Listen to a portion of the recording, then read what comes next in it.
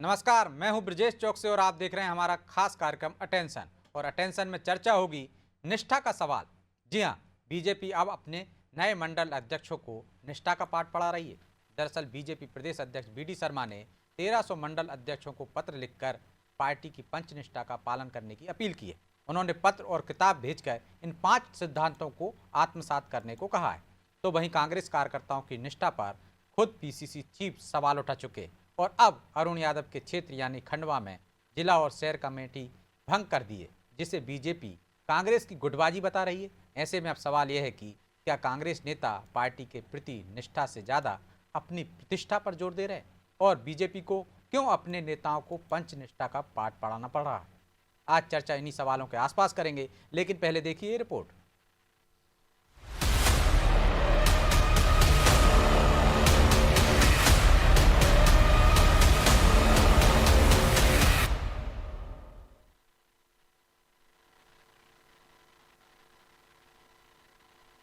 BJP पढ़ा रही पंचनिष्ठा का पाठ, कांग्रेस में मची है खींचतान।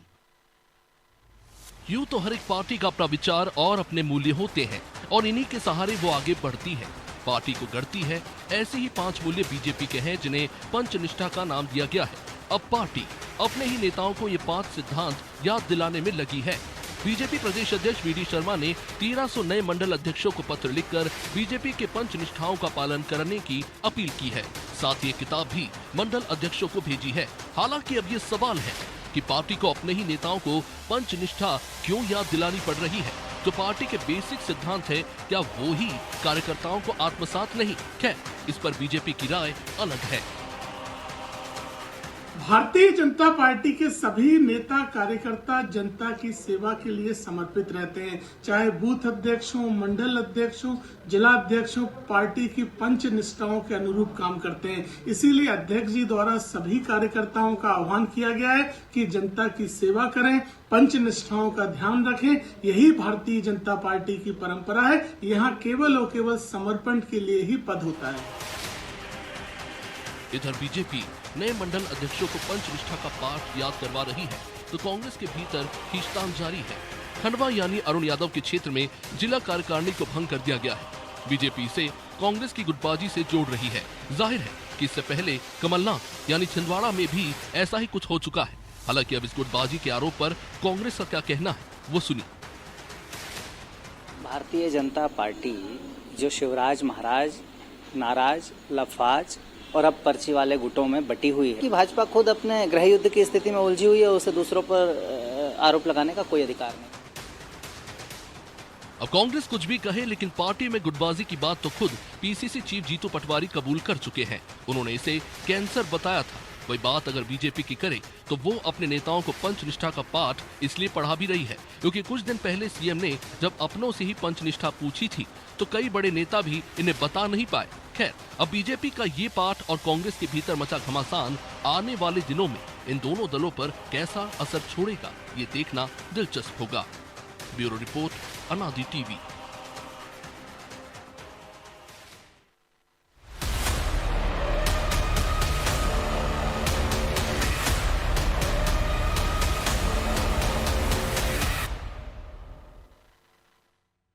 तो इस मुद्दे पर चर्चा के लिए हमारे साथ मौजूद हैं 2 वरिष्ठ पत्रकार अशोक शुक्ला और रमेश शर्मा जी। आप दोनों का बहुत बहुत स्वागत है। शर्मा जी, शुरुआत आपसे ही करते हैं। क्यों बीजेपी को अपने मंडल अध्यक्षों को, जिला अध्यक्षों को पंचनिष्ठा का पाठ पढ़ाना पड़ रहा है? क्योंकि हम तो देख रहे हैं कि कार्यकर्ता गढ़ते हैं, वो शुरू से ही पंचनिष्ठा है, उनको याद कराते हैं कि किन मूल्यों पर आधारित राजनीति करनी है। लेकिन अब पढ़ाने के पीछे क्या मकसद है? क्या भटक गई है पार्टी या नेता? देखिए, मोटे तौर पर इसमें कोई शक नहीं कि भारतीय जनता पार्टी की ये जो पंचनिष्ठा है, ये पंचनिष्ठा जनसंघ के समय की रही है। अब स्वाभाविक रूप से उनकी जो पत्रिका चरैवेती निकलती है, उसमें भी समय समय पर वो ये छापते हैं। लेकिन बीच में कुछ वर्षों से ऐसा देखा जा रहा है, ऐसा भाजपा वालों ने ऐसा लग रहा है, चूंकि ये मीडिया में भी आया है, एक बैठक में जब पंचनिष्ठा पूछी नए पदाधिकारियों में, तो उसमें से कोई 2 बता पाया, कोई 1 बता पाया, कोई 3 बता पाया। पांचों के पांचों जो बिंदु थे, जैसे राष्ट्र निष्ठा थी, समाज की निष्ठा थी, सकारात्मक लोकतंत्र था, सामाजिक समरसता थी, सर्वधर्म निरपेक्षता थी, तो वो सारी की सारी जो पांचों चीजें जो वो कम लोग याद कर पाए। तो मुझे जो लग हमने रहा तो देखा है, सीएम ने पूछा था, वहां प्रदेश जी महामंत्री थे, जिलाध्यक्ष थे, दोनों ही नहीं बता पाए। जी हाँ, वही मैंने कहा। तो जब ये अनुभव में आया तो मुझे जो लग रहा है कि इसीलिए संगठन ने ये पंचनिष्ठा याद कराने के लिए एक अभियान चलाया है।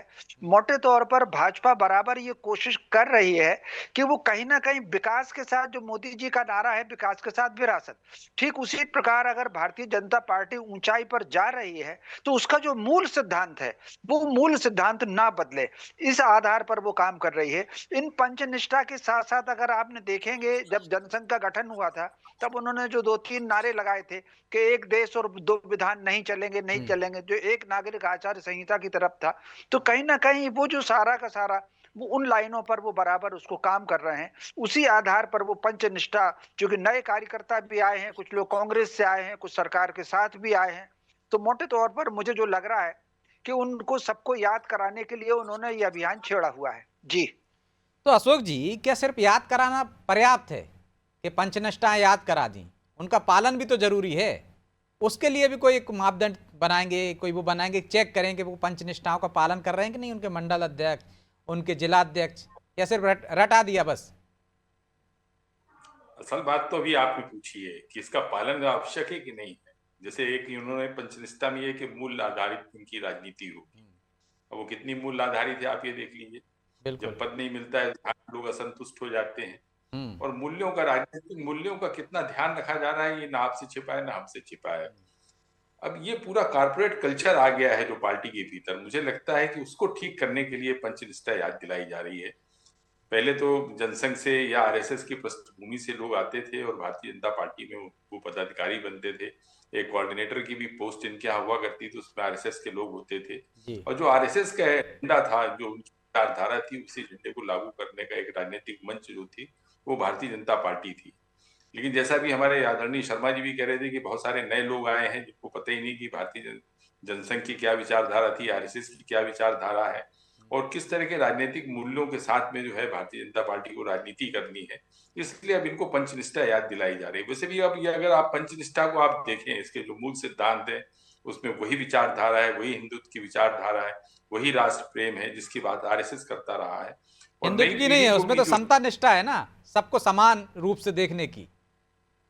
ये ठीक है, ये सर्वधर्म समभाव की बात तो होती है, लेकिन अगर इसी को आप अगर कास्ट पे आप देखें, क्या सभी जातियों को समान रूप से भारतीय जनता पार्टी देख रही है क्या?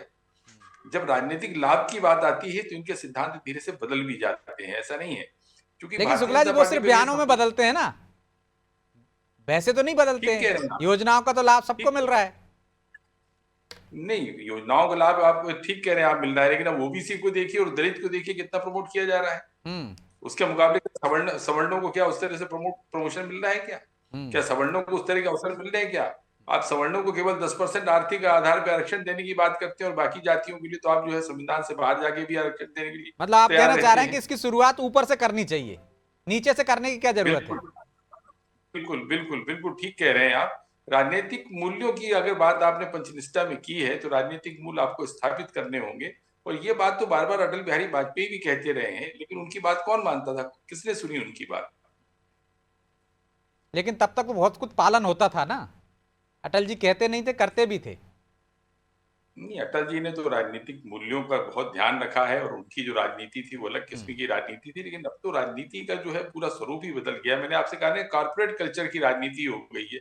अब वहां पे जब पंचनिष्ठा याद दिलाई जा रही तो देखना ये कि ये जो कार्यकर्ता, नए कार्यकर्ता है, जो नए पदाधिकारी हैं, ये उसके मुताबिक खुद को ढाल पाते हैं कि नहीं ढाल पाते हैं। अब जो भारतीय जनता पार्टी की चिंता वो ये है कि जो नई पीढ़ी है वो नई पीढ़ी क्या पंचनिष्ठा के साथ में बनी रहेगी, वो या अथवा वो कॉर्पोरेट कल्चर के साथ में उसकी सोच अलग होगी, वो दूसरे ढंग से जो है एक्ट करेगी, जिसके चलते भारतीय जनता पार्टी की जो मूल विचारधारा है कहीं वो खत्म ना हो जाए, इसलिए अब इनको पंचनिष्ठा याद दिलाई जा रही है। चलिए, एक तरफ पंचनिष्ठा याद तो दिला रहे हैं और कोशिश भी कर रहे हैं, उन पर टिके रहे हैं उनके कार्यकर्ता, मंडल अध्यक्ष, जिला अध्यक्ष, लेकिन शर्मा जी दूसरी तरफ हम देखें कि कांग्रेस में वहां तो निष्ठा ही नहीं है लोगों की। कांग्रेस में वो तो वहां प्रतिष्ठा की लड़ाई लड़ी जा रही है, और खुद कांग्रेस के जो प्रदेश अध्यक्ष हैं वो कह रहे हैं कि गुटबाजी कैंसर जैसे हो गई।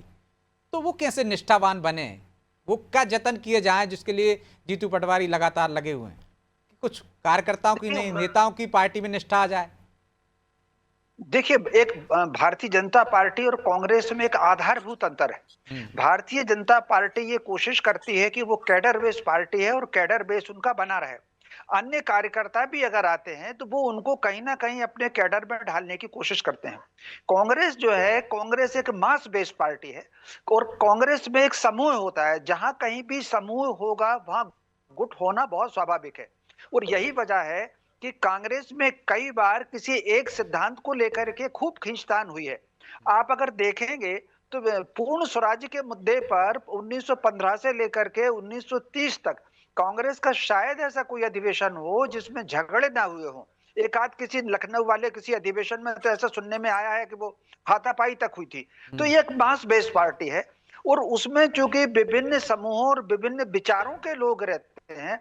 अब आप अगर कल्पना कर सकते हैं कि मोहम्मद अली जिन्ना भी कांग्रेस में रहे हैं, जो मुस्लिम लीग जिन्होंने पाकिस्तान का बंटवारा चाहा, और डॉक्टर हेडगेवार भी रहे हैं, डॉक्टर मुंजे भी रहे हैं, सावरकर जी भी कांग्रेस में रहे हैं। तो और इस्तीफा देने वालों की भी लंबी कतार है। मदन मोहन मालवीय जी ने भी दे दिया था एक बार, गांधी जी ने भी दे दिया था, इंदिरा जी ने 2-2 बार दे करके अलग पार्टी बनाई। तो वो प्रश्न इस बात का नहीं है कि वो अच्छा है कि बुरा है। कुल मिलाकर के मास बेस्ड पार्टी होने की अपनी एक परंपरा है, अपनी एक परंपरा है, तो उसमें गुट होना बहुत स्वाभाविक है। तो वही गुट कांग्रेस में इस समय बराबर दिख रहे हैं। लेकिन वो तो खुद ही अपनी ये परंपरा तोड़ने पे आमदा है ना शर्मा जी, गुट खत्म करने पे आमदा है। वो बीजेपी से सीखना चाहते हैं, संघ से सीखना चाहते हैं, उनके संगठन की तारीफ करते हैं, खुद उस दिशा में बढ़ रहे हैं।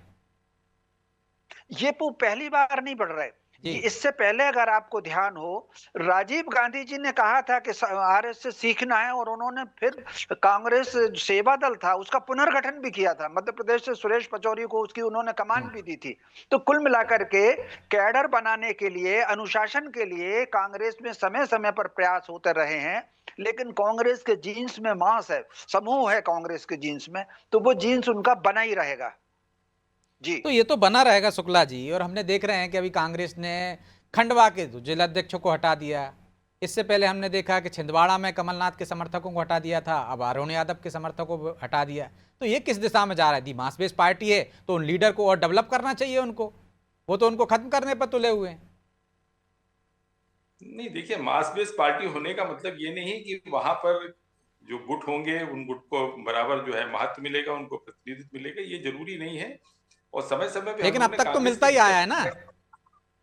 नहीं, ये देखिए, ये एक दौर उसी के चलते तो कांग्रेस बिखर गई और ये गुटिये के राजनीति का ही दुष्परिणाम है कि आज कांग्रेस जो है मुश्किल दौर से गुजर रही है।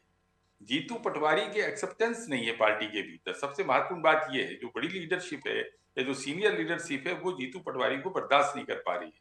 जबकि आज कांग्रेस को जरूरत यह है कि नई लीडरशिप डेवलप करे, नए ऊर्जावान नेताओं की फौज खड़ी करे, संगठन में नए ऊर्जावान युवक हों जो संघर्ष कर सके। मुश्किल यही है कि कांग्रेस जो है एक प्लेटफॉर्म जो है उसको कुछ लोगों ने कब्जा रखा था। इनको आप चाहे समूह के गुटबाज कह लीजिए, नेता कह लीजिए, या जो भी कह लीजिए आप, तो कांग्रेस में जो एक कब्जे की होड़ रही है शुरू से, प्रारंभ से हम लोग देख रहे हैं। मध्य प्रदेश की राजनीति में भी देखा है और देश की राजनीति में भी देखा। इंदिरा जी ने भी कब्जा कर लिया था, ब्रह्मानंद रेड्डी और कामराज हाशिए पे चले गए थे, मोरारजी देसाई हाशिए पे चले गए थे। तो कांग्रेस का ये कल्चर रहा है, जो भी ताकतवर नेता हुआ है उसने जो है प्लेटफॉर्म कब्जाने की कोशिश की है। और अभी भी मध्य प्रदेश की राजनीति में ये हो रहा है कि जिसके पास में जो बड़ा लीडर होता है वो एक प्लेटफॉर्म पे कब्जा करने की कोशिश करता है, चाहे वो कमलनाथ रहे हो, जिसके चलते सिंधिया से भी इनका विवाद हुआ था। तो इस तरह की विसंगतियां जो कांग्रेस के भीतर हैं, उसके चलते कांग्रेस बिखराव की स्थिति में। लेकिन जब आप पुनर्जीवित करना चाहते हैं किसी चीज को, तो आपको एक बड़ा बदलाव करना पड़ता है। और जब आप बड़ा बदलाव करते हैं तो इस तरह की चुनौतियां आपके सामने आती है, जैसे जीतू पटवारी के सामने आ रही है। तो क्या जीतू पटवारी अकेले बदलाव कर सकते हैं शर्मा जी? क्योंकि यदि बदलाव करना होगा तो ऊपर से करना होगा। ऊपर वालों ने तो आपको कमान दे दी है और दिग्विजय सिंह और कमलनाथ भी हाशिए पर हैं। तो क्या आपको लगता है कि जीतू पटवारी जो सोच रहे हैं और जो आला कमान की उनसे उम्मीद है उसको पूरा कर देंगे, बदलाव कर देंगे? और इसकी शुरुआत हो गई है शायद छिंदवाड़ा से और खंडवा से। देखिए, मोटे तौर पर बदलाव की संभावना तो मुझे इसमें कम दिख रही है। लेकिन जीतू पटवारी को अगर फ्री हैंड दे दिया हाई कमान ने, तो वो ये कर सकते हैं कि अपने सारे शुभचिंतकों को, समर्थकों को जिला और प्रदेश में महत्वपूर्ण संगठन के महत्वपूर्ण पद दे दें और बाकी लोगों को जो उनको लगता है कि ये उनसे दूसरों से संबंधित है और शायद उनका कहना ना माने उनको वो हटा सकते हैं। ऐसा समय हमेशा से हुआ है। ऐसा अगर आपको ध्यान हो, अशोक जी को ध्यान होगा, जब पहली बार श्यामाचरण जी को हटा करके सेठी जी को लाए थे, प्रकाश चंद जी सेठी को, एक प्रकार से पूरा परिवर्तन किया था। फिर जब अर्जुन सिंह जी आए थे तो उन्होंने भी श्यामाचरण जी के सारे लोगों को हटा करके और एक नए सिरे से उन्होंने बना ली थी। तो कुल मिलाकर के ऐसा दिग्विजय सिंह जी ने भी लगभग यही किया। तो मोटे तौर पर कांग्रेस में ऐसा होता रहा है। तो जीतू पटवारी ये तो कर सकते हैं, लेकिन वो सारे गुट खत समाप्त कर देंगे, इसकी मुझे संभावना कम दिखती है। क्योंकि बहुत संभव है कि जिन लोगों को हटाया जाए वो ठीक है कि संगठन से तो किनारे रहें, लेकिन पार्टी से जुड़े रहें या हाईकमान में किसी दूसरे व्यक्ति के संपर्क में रहें और उचित अवसर की फिर वो तलाश करें और उचित अवसर आने पर उनको कोई स्थान मिल रहे। और कुछ लोग तो किनारे हो जाएंगे, कुछ लोगों को तो अवसर नहीं मिलेगा, लेकिन कुछ लोग इसमें सरवाइव जरूर करेंगे। कांग्रेस का इतिहास ऐसा ही है। लेकिन शर्मा जी, हमने देखा है कि अब उतने मजबूत नहीं बचे ना, जैसे ज्योतिरादित्य सिंधिया, इससे पहले हम चले जाएं माधवराव सिंधिया, सुभाष यादव, अर्जुन सिंह, श्रीनिवास तिवारी, ऐसे और सुरेश पचौरी जैसे ऐसे दिग्गज नेता थे। उसमें दिग्विजय सिंह भी शामिल हैं, कमलनाथ भी शामिल हैं। आज की तारीख में हम बात करें तो उतने दमदार ना अजय सिंह बचे, उतने दमदार ना अरुण यादव बचे, ना कमलनाथ ना दिग्विजय सिंह। कमलनाथ खुद ही एक संदिग्ध हो गए हैं, तो उनकी क्या सुनवाई होगी। दिग्विजय सिंह लगातार हारते रहे हैं, तो अब वो क्या आपको लगता है कि ये इन परिस्थिति में वो उस तरह का प्रभाव डाल पाएंगे? ये बिल्कुल आपने ठीक कहा। इससे पहले जो नेता थे, भले ही अर्जुन सिंह हो, वो श्यामाचरण शुक्ल हो, दिग्विजय सिंह भी हो, ये सब जमीन से जुड़े हुए। सुरेश पचौरी भी, जब सुरेश पचौरी का निचले स्तर पर कार्यकर्ता पर जितना प्रभाव था उतना युवक कांग्रेस में रहे सुरेश पचौरी। एक प्रकार से युवक कांग्रेस की उन्होंने संस्कृति बदल दी थी सुरेश पचौरी ने। तो कुल मिलाकर के जमीन से जुड़े नेता अब कांग्रेस में कम है।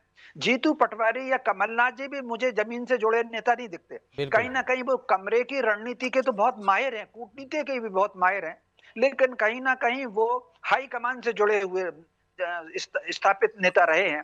ऐसे जीतू पटवारी भी लगभग ऐसे ही हैं। तो मोटे तौर पर इस समय कांग्रेस में इस तरह के किसी नेता का बहुत अभाव है जो निचले स्तर पर जमीन से जुड़ा हुआ हो। और किन्हीं कारणों पर जो भी हो, इन दोनों कांग्रेस में गणेश परिक्रमा करके पद हासिल करने की जो प्रवृत्ति है वो बढ़ी हुई है और उसकी एक प्रकार से प्रतिस्पर्धा भी चल रही है कि कौन गणेश जी की तरीके से हाईकमान की परिक्रमा करता है। तो कुल मिलाकर के मैं समझता हूं कैडर को एकदम बदल देना और नया कैडर खड़ा कर देना, इसकी मुझे संभावना कांग्रेस में फिलहाल कम दिखती है। लेकिन जब तक रहेंगे तब तक तो प्रभावशाली, क्योंकि हाईकमान का उन पर बरदस्त है, तो जीतू पटवारी की प्रभावशाली तो जब तक हैं तब तक तो रहेंगे जी। तो कुछ तो करना ही पड़ेगा ना बदलाव के लिए अशोक जी। यदि परिक्रमा पहले हम देख रहे हैं कि मध्य प्रदेश में होती थी, दिग्विजय सिंह की परिक्रमा कर लीजिए तो वो अपने समर्थक को प्रदेश अध्यक्ष बना देंगे, कमलनाथ की कर लीजिए, सुरेश पचौरी कर लीजिए, माधवराव सिंधिया की कर लीजिए। अब कम से कम एक ही जगह तो परिक्रमा हो रही है, बाकी के तो कमजोर हो गए, तो ज्यादा आसान है मुझे लगता है अभी तो जीतू पटवारी के लिए। बिल्कुल ठीक कह रहे हैं, क्योंकि अभी जैसे हमारे आदरणीय शर्मा जी भी कह रहे थे कि पार्टी के भीतर उस तरह की बड़ी लीडरशिप नहीं है जिसके चलते जो है पार्टी के अंदर एक बड़ी गुटबाजी होती थी, नेता प्रभावशाली होते थे और अपने समर्थकों को बड़ा पद दिलाने में भी कामयाब हो जाते थे। वो स्थिति नहीं है। और अब जो नेता बचे भी हैं, जिनकी अभी चर्चा हो रही थी, कमलनाथ है, दिग्विजय सिंह है, अरुण यादव है और आपके अजय सिंह राहुल हैं, अब ये सब भी जो है ना तो इनका जनाधार बचा है और ना इनका कोई राजनीतिक इतना प्रभाव बचा है कि जिसके चलते ये कहीं जो है अपनी मनमानी कर सकें या अपने मन मुताबिक जो है संगठन को चला सकें। जीतू पटवारी को फ्री हैंड किया है, हाईकमान ने फ्री हैंड किया है और कांग्रेस में हाईकमान ही सब कुछ है।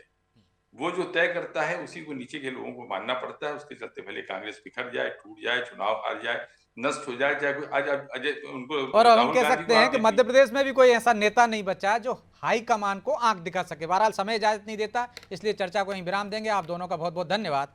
तो निष्ठा की बात है, बीजेपी अपने कार्यकर्ताओं को, मंडल अध्यक्षों को, पदाधिकारियों को निष्ठावान बनाने की कोशिश कर रही है और कांग्रेस में भी निष्ठा का सवाल उठ रहा है। और जीतू पटवारी इस कोशिश में हैं कि पार्टी के कार्यकर्ता हों या नेता, उनकी किसी नेता के प्रति निष्ठा ना होकर पार्टी के प्रति निष्ठा हो। अब सफल कौन होता है, दोनों के लिए ये विचारणीय सवाल है कि कौन सफल होता है, कौन असफल होता है। इसी पर दोनों ही दलों की आगे का भविष्य कह सकते हैं टिका है। बहरहाल अटेंशन में आज इतना ही। मुझे दीजिए इजाजत और आप देखते रहिए अनादि टीवी। नमस्कार।